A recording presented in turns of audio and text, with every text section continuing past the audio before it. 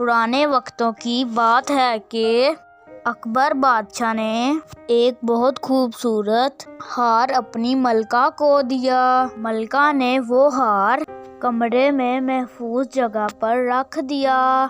کچھ دن بعد جب وہ ہار پہننے لگی تو ہار وہاں موجود نہیں تھا۔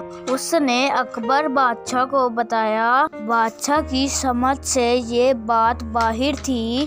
اس نے اپنے وزیر سے کہا کہ وہ کچھ پتہ لگائے کہ ہار کہاں گیا ہے۔ وزیر نے مسئلہ حل کرنے کے لیے ایک جادوئی گدھا منگوایا۔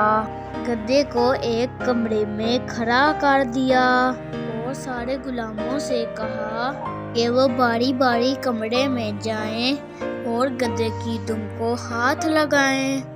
جس نے چوری کی ہوگی گدھا اس کو پہچان لے گا اور فوراً آوازیں دے گا۔ ایک ایک کر کے سب کمرے میں گئے اور گدھے کی دم کو ہاتھ لگا کر باہر آ جاتے، لیکن گدھا کسی کے بھی ہاتھ لگانے پر نہ بولا۔ بادشاہ نے وزیر سے کہا یہ گدھا تو کسی کام کا نہیں۔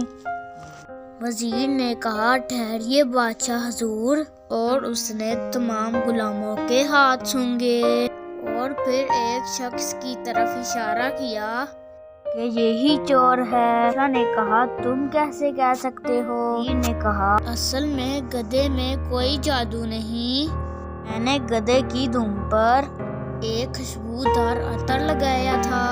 اس کی خوشبو سب کے ہاتھوں سے آ رہی ہے، اس کے ہاتھ سے نہیں آ رہی۔ معلوم ہوتا ہے کہ اس نے ڈر کی وجہ سے ہاتھ ہی نہیں لگایا۔ بادشاہ نے غلام سے پوچھا کیا ایسا ہی ہے؟